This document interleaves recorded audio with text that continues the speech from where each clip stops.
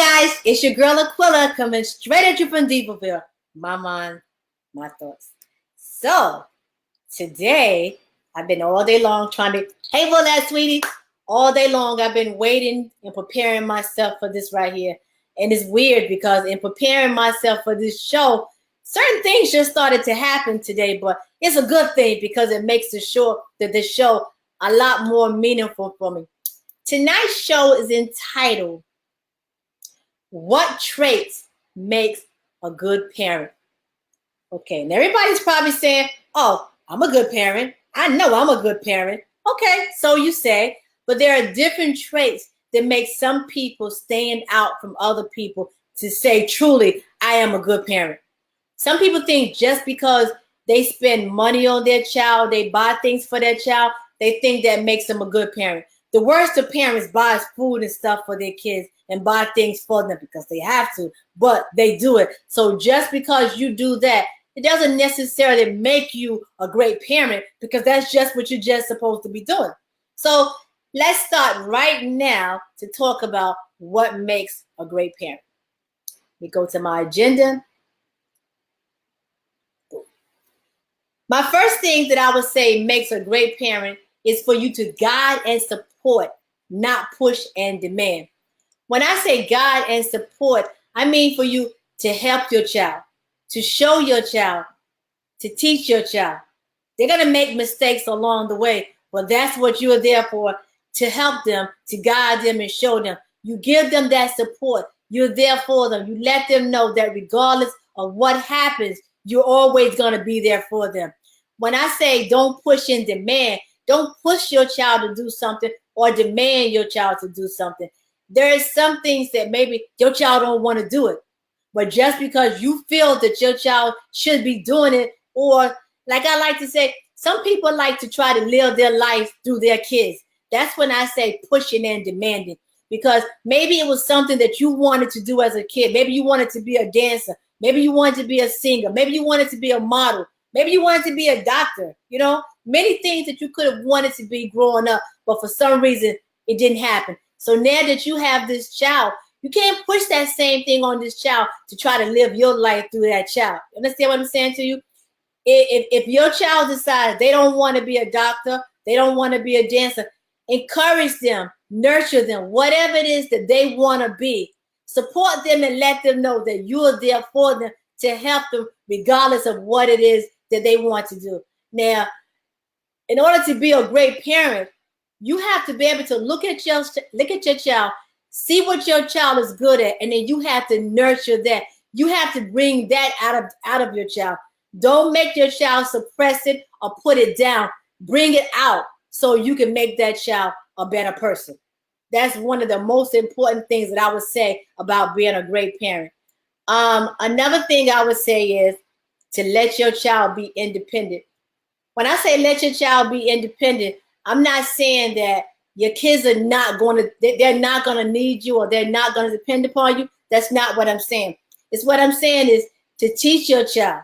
Because if you teach them, then that way they'll be able to do stuff on themselves. A lot of people think they got to be a hands-on parent. No, you don't have to be a hands-on parent because sometimes being a hands-on parent, you hurt that child more than you help that child. I like to say, don't hinder their growth. Don't stunt your child's growth. Some people think, okay, well, I made this mistake, so I can't let my child make that same mistake. You're right to a certain point, but you can't stop your child from making mistakes because it's going to happen. I mean, it's a part of life. It's going to happen. So you teach your child. You show your child. You may have to go over it more than 1 or 2 times, but at the same time, you have to show that child. Let that child know, you know what? Okay, you made a mistake. Okay, don't worry about it. Let's start all over. Instead of you just saying, you know what? You didn't do this right. Let me just do it myself. Because what happens if you just take the lead and you just do everything yourself, that child is never going to learn anything. That child is never going to grow. And that child is going to be messed up because for the rest of that child's life, that child is going to always be dependent on someone else. That child is going to feel that if I make a mistake, if I do bad, it's not a big deal because somebody else is going to fix it. No, They have to know, okay, you made this mistake. Let's start all over again. Let's get this right here right. Because once they get it right, they'll have it. And then they don't have to depend upon you to come back and fix everything that they do. Another thing that I would say is, let me see. I got my things right here. Remember that your kids are always watching. I like to say, kids mimic everything that their parents do. So you think, okay, I'm doing this, but I'm grown. It's okay. That child is going to grow up too. And that child is going to be grown. So what that child does is watches what you do. So you have women that like to stand outside on the corner and they like to twerk. The kids are twerking too because they think, okay, my mother's doing this right here, so I can do this right here because this is what I'm supposed to be doing. This is not what you want to teach your kids. This is not what you want to show your kids. You want to show your kids that there is something more out there for them. So if you are dealing with all, hey Beth, how you doing? If you are dealing with all different types of people, you bringing all different type of elements into your home. You think about, you have kids in your house and your kids are going to see this and this is what they're going to do. So a lot of people, they like to say, do as I say, not as I do. Okay. Some point or another, it has to go hand in hand because as a parent, if you are teaching, remember, you are teaching and you're guiding. So you're telling me, oh, don't go out here and dance on this pole. But every time I turn around, this is where you're at. So you're sending mixed signals. So what I'm saying is you have to help the kids, but remember that what you're doing, one day they may end up doing the same thing. You know what I'm saying? So people were like, oh, my kid is not watching. Yes, they are. They're always watching. And if you ever notice with kids, hey, Sheila, how you doing? Hey, Renee, how you doing? You always, people say that the kids are not watching, but if you ever notice at certain times there's conversations going on and kids always come out and they say, kids say the darndest things, but where do you think those kids got that from? They get that from from the parents. So when you say, oh, my kid is not watching, yes, they are. So you have to be careful what you do. You have to be careful at what type of an example that you are setting for your kids. This is so important. This makes me really upset. Never be mean, spiteful, or belittle your kid. Okay. Let me take my time because I want you guys to hear this right here. The worst thing that you could do to your child is talk down to them. I see people that they're in the street, they're on the bus, they're any place. They're cursing their kids out. They're calling their kids names. You fat, you stupid, you retarded. What are you doing but messing up this child's self-esteem? That's not a parent. A parent is never going to put their child down.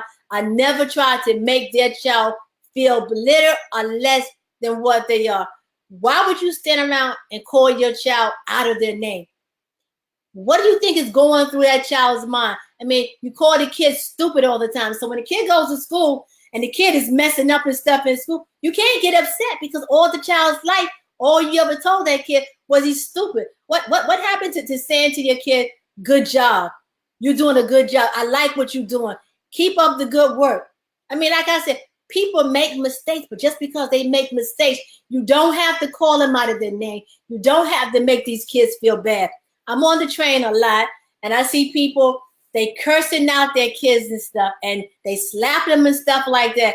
And I'm saying to myself like this right here, this kid just came out and just did what they did or said whatever it was they said, and it was so natural. And the thing why it was natural is because when you're at home, you're letting these kids do all this stuff. So now, if I can do this when I'm home, when I'm going out, I can do the same thing. But now when you get out in the public and your kid is acting up, now it's not funny anymore. It's not cute anymore. Now you want to call the kid stupid. Now you want to curse the kid out. Now you want to beat up on the kid. You don't do that to your kids because, again, you're sending mixed signals. Why tell them that when you in the house, you could act like you crazy, but when you get outside, you gotta walk the straight and narrow? No. If you don't teach them when they inside, how do you expect for them to get outside and be able to know what to do when they were never taught? But you can't get outside yourself. and get indignant and start calling them names. You can't call your kid stupid. You can't beat on your kid. You can't curse your kid out. Come on, you can't do that. And a lot of times what parents don't realize that when you do this right here, hey Janie, how you doing?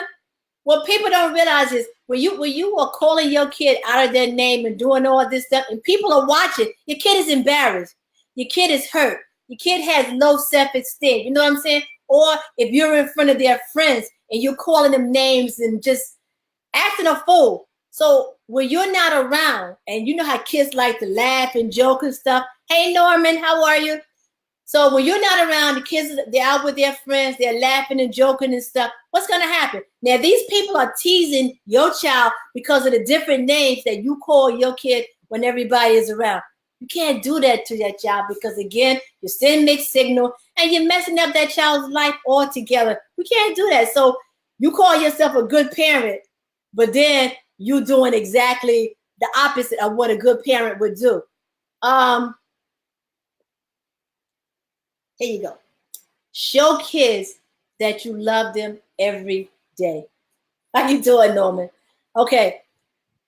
Some kids are excited about birthdays. They're excited about Easter. They're excited about Christmas. They're excited about the first day of school. Why are they excited about this time? Because for some kids, that's the only time that the parents go crazy. Gonna go buy you this, gonna go buy you that, gonna go do this, gonna go do that. You know, they dressing you up. They praising you about how good you're looking. Renee said we were brought up and how kids are brought up. She said we are brought up. I think what she's saying that we're brought up different than how kids are brought up today. Renee, I will agree with you. And the reason why I will agree with you, because I think that parents are younger now having kids. And because they're so much younger now when they're having their kids, a lot of them are not ready. So all they want to do is get out in the street. And because they're young themselves, only thing they can teach their kids is what they know. I hate to hear little kids when they cursing and stuff, but this is all that they know because this is what they hear and stuff at home. I was saying the kids are getting excited about birthdays and all these other things like this right here. Why can't a person know at all times that, hold on, you guys, let me get this right. Why can't your kids know at all times that you love them? Every day, why don't your child know that you love them? Why can't you say to your kid, before that kid go to bed, I love you. Before that kid go out and go to school, I love you. When that kid come in, I love you. When your kid comes in from school, how was school today? What did you do in school? You have a test today? What kind of grades and stuff did you get on the test? You got homework? Why can't that kid feel that love then? Why does it always have to be an occasion where you have to be spending money, or an occasion where society says to everyone, this is when we're supposed to love our kids? Christmas, birthday, Easter. Let's go out and buy them this outfit. Let's go out and buy them this. People think all the time that kids get excited because of what you're buying. You guys do me a favor. Please press share so this right here can go out to other people. People think that kids are getting excited just because you are out spending money and stuff like that. But some kids, they just want to be loved. Tell them you love them. You know what I'm saying? The way things are today, these kids are going to school, and you guys can attest to this as well as I can. There's shootings and stuff in school. There's so much stuff that's going on in school. There's bullying in school. There's molestation and stuff in school. There is so much stuff going on in school. And you need to let your kids know, I love you. Think about some of these parents that sent their kids to school, and maybe they said, I love you. Maybe they didn't say, maybe they didn't say anything to the kids. Who knows? But then they get to school, and then there's shootouts and stuff in the school, and you never get a chance to express to these kids again how you feel. So don't wait to like a special occasion to express to your kids how you feel about them. Let your kids know all the time that you love them. Let your kids know all the time that they're special. Let them know that you care for them. It doesn't have to be, oh, you know what? It's your birthday. I'm going to take you out. Why can't be, I'm going to take you out just because?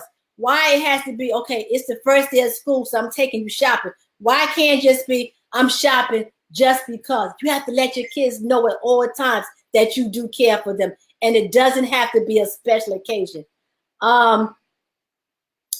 Another thing that I would say is acknowledge when you make a mistake and don't be too big where you can't apologize to your kids. Some people feel that I'm the parent, so I don't have to apologize. We do. Even though we are parents, we make mistakes also. So we have to acknowledge our mistakes and let our kids know, let our kids know that, yes, I did make a mistake. Yes, I apologize. I thought it was this, but when in reality, it was that. You have to always let your kids know. I'm a parent. I'm not perfect. Hey, Sandy, how are you? I'm a parent. I'm not perfect. And I make mistakes just like you do. This is why I'm saying, look here on the screen. It says acknowledge when you make a mistake and apologize. Don't be so big or have an ego or get so caught up in yourself that you think that you're always right. Because if your kid does something correct, but you get on them for being wrong, you have to let them know that what they did was correct and that you did make a mistake. You guys, please share this right here so that other people can see this right here. Let me see. Discipline, not punish. Now, there's a difference between disciplining your kid and punishing your kid. When you discipline your kid, remember, my mind, my thought. So when you discipline a kid, you talk to them, you reason with them, you explain things to them, you let them know what they did and why you feel that what they did was wrong. That's what you have to do. You can't punish them that every time something happened, you got to just beat them and beat them and beat them. Hey, Lakeisha, thank you for sharing, honey.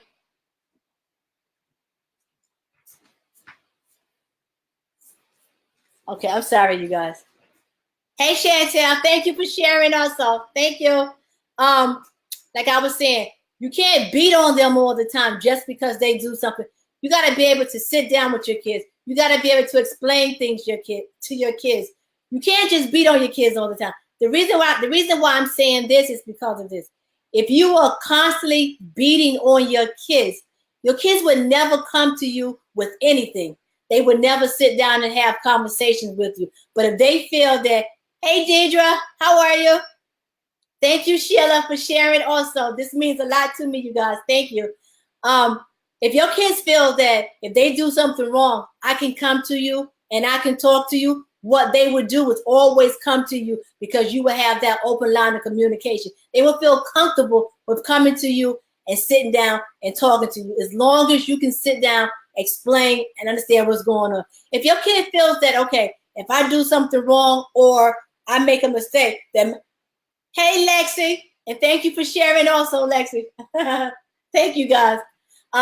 If your child feels that if I do something wrong, I'm going to be beat, what is the sense in coming to you and talking? Let's use this as an example. Hey, Pam, and thank you.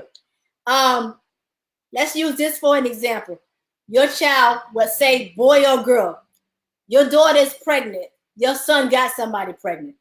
Perfect example. Now, a great parent is going to sit down. Okay, this happened. Okay, let's sit down. Let's talk about it. Let's work this right here out. Okay. A bad parent, you so stupid. How did you go out there and get pregnant? Why didn't you use this type of protection? Who's going to take care of these kids? I'm not going to take care of these kids. No. Fall back, slow down. Because that's not the way it's going to happen. Because what's going to happen, once you start doing stuff like that, they're never going to come to you again. So, okay, God forbid, they go out, they get pregnant again. What is going to make them come to you now to tell you that they are pregnant after how you just carried on the first time? Pregnancy is not the end of the world because it could be a whole lot worse things that your kids could be doing, but you got to sit down, you got to talk to them, you got to explain to them. You know what I'm saying? Because already as a young child, male or female, if there's a pregnancy or something like that is going on, it's so hard for them to come to you already and tell you what's going on. Because for one, they're embarrassed. Two, they don't know how you're going to take it. For three, they're scared and they don't even know what to do. So for you to start yelling and going crazy, it's not going to work. So as a parent, you have to be able to sit down. You have to diffuse that situation to make them, to see to them, okay, you did this right here, but you know what? We can work this out. We can take care of this to make sure that maybe this doesn't happen again. And if it does, it happens in a different way. You have to be able to talk to them. Deirdre said, it's freezing on her end. It didn't freeze. Is it freezing on anybody else? Because from where I can see, everything is still going on. If it is, just let me know. This is especially true. Thank you, Alexis. Alexis said this is especially true in teenagers because Alexis is a teenager. So she can attest to the fact that is, if she was to go to her mother with something and her mother was to be yelling and screaming and acting crazy, she would never come back to her mother and have that conversation again. And even if after you have the conversation and you're yelling and screaming and now you calm down, even after you calm down, oh, thank you, Sheila. Thank you. Even after you calm down, that child is still going to be reluctant. Okay, thank you guys. I'm glad that you guys can still see it. Thank you. Even after you calm down, that child is still going to be reluctant about coming to you and having a conversation with you because they don't know if they come back and have that conversation, if you're going to go off on them again. So you have to have it so they feel comfortable. You know what I'm saying? They have to feel comfortable to coming in to talk to you. A lot of kids, what they do when they don't feel comfortable talking to their parents, they go out and they talk to their friends in the street. The friends that they're speaking to, it's the same age that they are. Some older, some younger, but they know no more than what your child knows. So what can they give your child besides bad advice? So you have to be the one that have to take care of that situation and make them feel comfortable about it. That's why I say discipline them by talking to them, but you don't have to punish them all the time. Here is one. This one said, look at what your child needs and not what you want for them. Sandy says, that's not being a parent, that is being real. No, I'm not taking care of no baby. Yes. Why not use protection? But we will get through this. Okay. We'll post Sandy's comment and then I'll go back to the other thing. Sandy, you are 100% right. But the thing is this right here. How you have that conversation with that child. Are you sitting down in a calm manner having that conversation? Or if you're yelling and screaming at that child? Because this can go two different ways. You can yell and scream and stuff at that child. That child can walk out that door, never come back in. That child could do something to themselves to try to get rid of that baby because they don't want to hear that mother yelling and screaming. They can go in and commit suicide because they could feel that I've done the worst thing that I can do. And now look at what's happening. My mother's yelling and screaming. My mother's not going to help me. My mother thinks I'm stupid. My mother said that I should have been using birth control. Yeah, all of this is true. But the fact remains, it's already happened. So what are you going to do now since it's already happened? That's the thing that you have to keep in mind. I was going to say this right here. Let me post this one again, you guys. Hold on. Let me post this one again. Wait a minute. Hold on, you guys. Okay. Look at what your child needs and not what you want for your child. Okay. When I say this goes back to what I was saying before about nurturing your kids. If it's something that your kid is interested in, nurture them with what they're doing. Don't try to put something else on them because you think this is what they should be doing. No. If this is what they want to do, let them do it. You nurture them, you guide them, you help them. So, hey, Denise, how are you? You guide them, you nurture them, and you help them. You know, I always heard that a leader can bring out the best qualities in people. So I look at it as a parent, we do the exact same thing. You see things that your kid is interested in. When you see that your child is interested in something, you bring that out. You nurture that to help them to do it. If your child says to you, I want to go to school and I want to play the piano, you nurture that child to be the best piano player they want to be. You don't try to push that child to be a drummer. They don't want to be a drummer. They want to be a piano player. Maybe when you were younger, you wanted to be a drummer, but this is not what the child wants to be. So you have to nurture your child and look at what is it that they want to do and take your feelings out of it sometimes and do what you feel that they want to do or what's best for them. Here's another one. Some kids feel that their parents don't care, and they feel that the parents don't care because they are able to go outside when they want to, just walk out the door. They don't have to say, I'm going this place. I don't have to go that place. You don't know any of their friends. You don't know any of their friends' parents. Okay. A good parent, when your child goes out, your child's going to say to you, Mommy, do you mind if I go out? Or, Mommy, I'm going out with my friends. Sheila says, absolutely, I totally agree. Thank you, Sheila. A good parent, James Robinson is saying, this is the YouTube channel, you guys. So you guys can go to YouTube and you guys can subscribe to YouTube. You guys notice that I changed it, but this is the link right here for you guys to go to. There are parents that their child walks out the door and they don't even know where the kid is at. They think the kid is in the back room someplace. The kid is out in the street. Okay. I find it very important to know where your kids are at all times. Why? Hey, Lakeisha. Hold on. Lakeisha says, okay, so question for you. If the parent is broke and not able to do all these things because they never was taught, so how can we do this with our kids if we don't know? Lakeisha, that's a good question. You guys, I put Lakeisha's comment up there so you guys can read it. How can you do something if you were never taught? My answer to that is this. You know how you felt as a child when your mother or your father punished you, if they disciplined you, or if they talked to you in a way that you didn't want to be talked to. You know how that made you feel. And with you knowing how you felt when these different things happened to you, even if you felt that you weren't taught how to do it, I would still say, teach your child the way that you would have wanted to be taught. That's what I would say. I wasn't going to go this direction, but since Lakeisha did that post, I'm going to share something with you guys. So with me and my mom, right? My grandmother raised me, not my mother, right? And with my daughter, me and my daughter, I'm sorry, you guys. Me and my daughter, with our line of communications, sometimes it gets crossed, right? And sometimes I look at myself sometimes and I'm like, I'm trying to be a great mother, but I say to myself, okay, with my mom, because she didn't raise me. And hold on, Keisha. Keisha said, I'm just saying, because you have a lot of parents who are out there like this.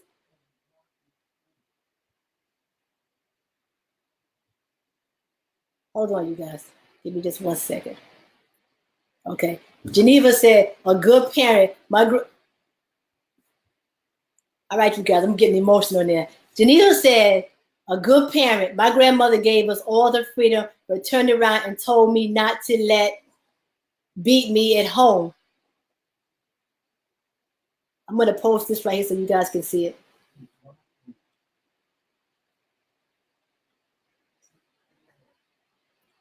Okay, so now you guys can see a good parent. So my grandmother gave us freedom, but turned around and told me not to let, 5 a.m. not to let 5 a.m. beat me home. I did whatever I wanted, 9, 10, but the times messed up, and she let me know and hugged me at the end. Okay, see, now Geneva, that was the right thing. Again, she disciplined you, and not only did she discipline you, she also let you know that it was all right. What I was saying was this. Okay. So my grandmother raised me, not my mother. So when I had my daughter and I, we have a great relationship, but sometimes it's like some things that I wish that I would have had, or some of the things that I wish that I would have gone through, sometimes I feel that I miss out on that. Okay. So because I feel that I missed out on it, sometimes I feel that I can't do it with her because I didn't know what to do, or it wasn't done with me. So today we were having a conversation today, and I realized that as hard as I try, there are some things that I missed because it wasn't done with me. So whereas I'm thinking that I'm doing the right thing, in reality, it may not be enough. So this is the reason why I'm saying this, is because to answer Lakeisha's question is, if you don't know, then what are you supposed to do? So if you don't know, or you think that you don't know, the thing that you're supposed to do is, whatever happened to you, if you didn't like it, or you know how it made you feel, or you didn't like the way that it made you feel, you try to do something totally different. Like I said, none of us are perfect. There is no rules, there's no book for being a parent. We just have to do it as we go along. I got more stuff, you guys, but it's just this conversation just got to me. This one right here is talk and listen. Sometimes as parents, when our kids start to talk, we don't listen. We hear it, but we don't hear it. And we look at it and we're saying, because we're the parent, I don't have to listen to you, because what I'm saying has to be right, not what you're saying. And that's not necessarily true either. As a parent, you have to listen to your kid, again, because you want your kids to feel comfortable with you coming to you, sitting down, having a conversation with you. You have to listen. Sometimes, which I learned from my daughter today, sometimes they just want us to listen. They don't want to hear our opinion. They don't want to hear what we have to say. They just want us to listen. And sometimes as parents, we feel because we are parents, we always have to jump in and we always have to give the answer. Sometimes we don't have the answers. And sometimes people, they just talk because they just want to hear themselves talk sometimes. So you have to give them that opportunity to reach out and just to talk and let them be heard. I'm going to bring this to an end. I didn't think this would be as emotional, but it is sort of emotional to me because some of the questions and stuff, that some of the comments that were made, and one of the ones that was made with Geneva, that was saying that her grandmother, what was my aunt, my sister, was a great parent, and how she raised her, and how she would tell them not to let them come in at a certain time. And she said, don't let what is it? Don't let 5 o'clock beat you home or something like that. She said she did whatever she wanted, 9, 10, but by the time she messed up, she knew that she would be held, hugged, and everything else. So as a parent, the kids are going to slip up from time to time, but it's not the end of the world. You can't make them feel that, you know what, this is a horrible thing, and you know what, you just can't do no better. Only thing that I can say to you guys is this right here. Love your kids each and every day. You know what I'm saying? Because again, these kids are going out, they having shootouts and stuff in school. Geneva's saying, as a parent, sometimes y'all have to understand this generation goes through things quicker than you did. I agree. You guys do get over things a lot quicker than we do. We are sometimes, we tend to hold on to things. You know what I'm saying? And that's not a good thing. And I'm glad that you said that. I hope somebody has read that too and realized it too, that sometimes we do hold on to things a lot longer than need be, because the fact that with me and my mother, I held on to it for years and years and years and years and years. But the thing is, every day is not promised. And one day you wake up and that person is not there, and you realize that the thing that you was holding on to, it doesn't matter anymore. So you have to let go. Thank you, Geneva. You do. You have to let go of certain things and not let these things right here hold on. Sheila says that she agrees with Geneva. You have to let it go. You have to. For a long time, I held on to things, right? And hey, Maggie, how are you? She said you have to love and listen to your kids. Sometimes we We hold on to things and we don't know why. We hold grudges sometimes and we don't know why that we actually hold grudges about different things that happen. But again, like I say, one day you wake up and that person is not there.